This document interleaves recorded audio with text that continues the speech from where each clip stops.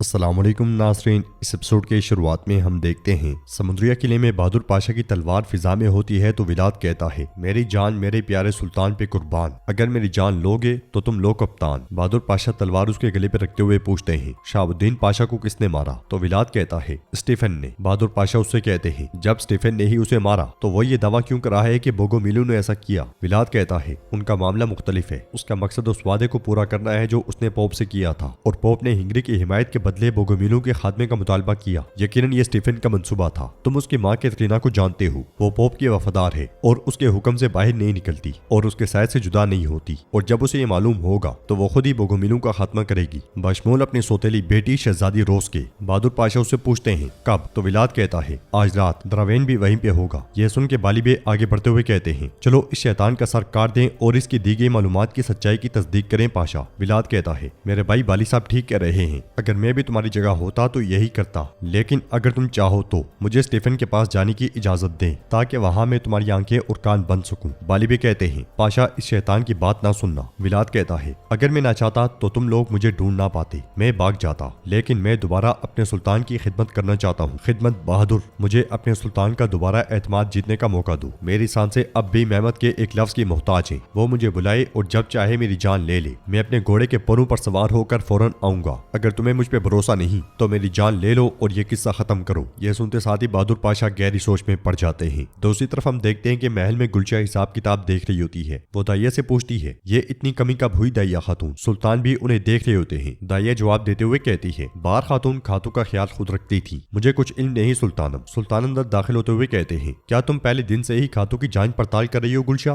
तो गुलशा कहती है, सुल्तान खुशकिस्मती से मैंने देख लिया। सुल्तान पूछते हैं, क्या कोई कमी है? तो गुलशा पास बैठते हुए कहती है, सुल्तान अखराजात और आमदनी में अदम तवाजुन है। कुछ बांदियों के लिए वज़ाइफ जारी किए गए और इसी दौरान कमरों की तज़ीनो आराइश की गई। ये और दीगर ज्यादातर चीजें बाहर खातून के दौर में हुई। सुल्तान कहते हैं, मैंने ये नहीं पूछा कि किसकी वजह से हुआ, बल्कि ये पूछा कि किस मकसद के लिए था गुलशा। तो गुलशा कहती है, हम मसला हल करने की कोशिश करेंगे मेरे सुल्तान। सुल्तान कहते हैं, शर्मिंदा होने की कोई जरूरत नहीं, लेकिन ये मामला जल्द अज जल्द हल हो जाए। नाज़रीन, इसके बाद हम देखते हैं कि ताजुवेस्ती किले में सुलेमान एक शख्स की धुलाई कर रहा होता है। वो उसे मार मार के बिल्कुल निढाल कर देता है और कहता है, गद्दारी की सजा। पास खड़ी राधो की माँ उससे कहती है, सुलेमान तुमने बहुत अच्छा काम किया है, अब मैं अच्छी तरह समझ गई हूँ कि विलाद ने तुम्हें यहाँ क्यों छोड़ा। अगर तुम्हें ये सब मालूम ना होता तो मेरा और विलाद का अंजाम तबाही होता। सुलेमान कहता है, आप बिल्कुल फिक्र ना करें मलका, जब तक मैं यहाँ हूँ आपको कोई नुकसान नहीं पहुँचने दूंगा। अगले लम्हे सिपाही एरिना को लेकर वहाँ आते हैं। एरिना बहुत ज्यादा डरी सहमी होती है। राधो की माँ उससे कहती है, देखो बेटी, ये एक नौजवान कुमानदार है जिसे हमने खिलाया और ओहदे दिए, तुम्हारे ख्याल में इसका ये हाल क्यों है? एरिना डरते हुए पूछती है, आपने इसके साथ ऐसा क्यों किया? तो राधो की माँ कहती है, क्योंकि इसने गद्दारी। अब तुम मुझे बताओ, क्या तुमने गद्दारी की? एरिना डरते हुए कहती है, नहीं नहीं, मैंने बिल्कुल ऐसा नहीं किया। राधो की माँ उससे कहती है, बेटी ऐसे नहीं चलेगा, अगर तुम वाकई मेरी बेटी बनना चाहती हो तो तुम्हें हमेशा सच बोलना होगा। एरिना कहती है, मैं सच बताने ही वाली थी लेकिन। तो बूढ़ी मलका कहती है, लेकिन तुमने देर कर दी मेरी प्यारी बेटी, और जो देर से आता है वो दुरुस्त नहीं समझा जाता। ये कहते साथ ही मलका उसे दबोच लेती है और कहती है, क्या तुम समझी? वो उसे कुर्सी पे धकेलती है और सुलेमान उसके हाथ बांध देता है। मलका कहती है, मैं तुम्हें दिखाऊंगी कि चीजें वक्त पर कहना क्यों जरूरी है। ये कहते साथ ही वो उसके मुंह में कपड़ा ठोंस देती है। दूसरी तरफ समुद्रिया किले से विलाद को छोड़ दिया जाता है। बुलंदी से बहादुर बे, बाली बे और मुस्तफा उसे जाता हुआ देख रहे होते हैं। बाली बे कहते हैं, हमारे सुल्तान ने हुक्म दिया है कि विलाद जहाँ भी मिले उसे कत्ल करके उसका सर पायतख्त भेजा जाए और इसी वजह से जो तुमने किया उसे बगावत समझा जाएगा। बहादुर पाशा कहते हैं, सच कहा, लेकिन इन मालूमात का क्या जो उसने दी है और देगा? तो बाली बे कहते हैं, हमें क्या मालूम कि वो सच बोलेगा या हमें किसी बड़े जाल में नहीं फंसाएगा पाशा।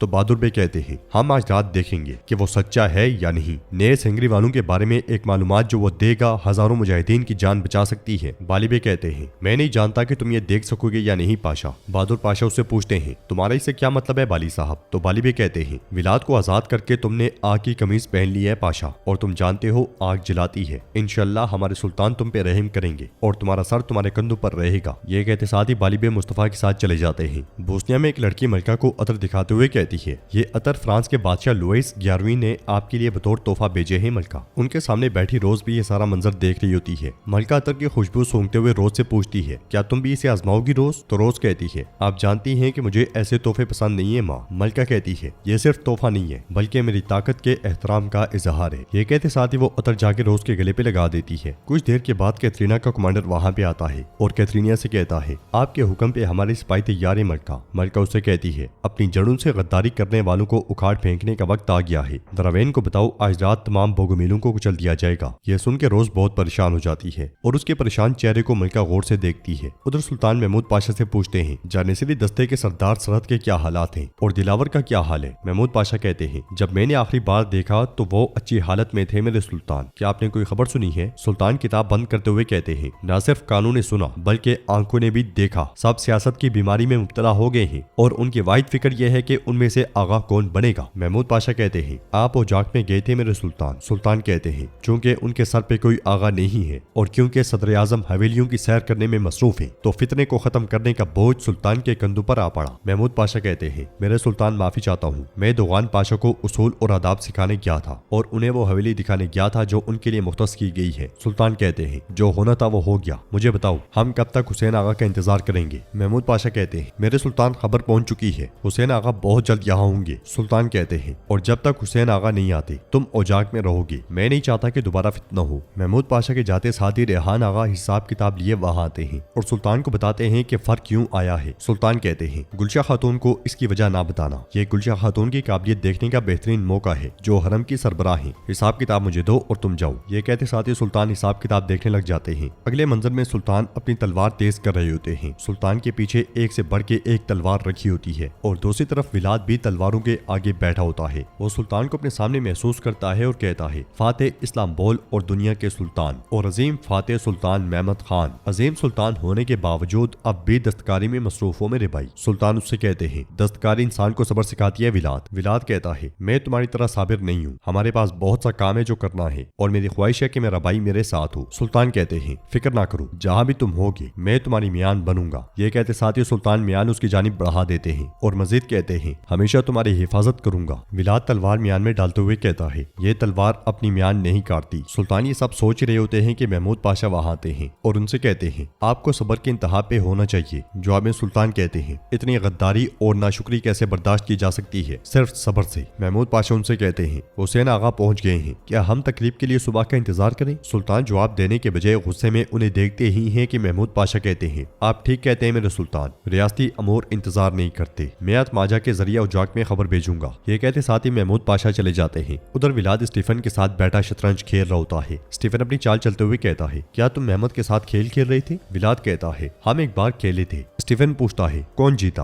तो विलाद कहता है अभी वाजे नहीं है कि कौन फाते है, खेल अब भी जारी है। स्टीफन कहता है मैंने महमद को एक कीमती चीज तोहफे में दी है। विलाद कहता है बोगोमिल के डाकू जिन पर महमद ने फतह हासिल की वो महज मोरा थे, बदले में मैंने अकंजू को लिया। स्टीफन पूछता है और द्रावेन के बारे में क्या ख्याल है, क्या तुमने उसे महमद को धोखा देने के लिए इस खेल में माइल किया है या वो तुम्हारा एहतराम करता है इसलिए तुम्हारी मातहती में है। विलाद कहता है द्रावेन एक सादा सा मोरा है, वो अभी अपने भाई की किस्मत में शरीक होगा। तो नाज़रीन इसके साथ ही एपिसोड भी इख्तिताम पजीर होती है। वीडियो पसंद आए तो लाइक कर दें, शेयर कर दें, सब्सक्राइब नहीं किया हुआ तो सब्सक्राइब करने के साथ साथ घंटी वाले आइकन को दबाना मत भूलें। मिलते हैं इंशाल्लाह नेक्स्ट वीडियो में, तब तक के लिए रखें अपना और अपनों का बहुत ज्यादा ख्याल। अल्लाह ने के बान।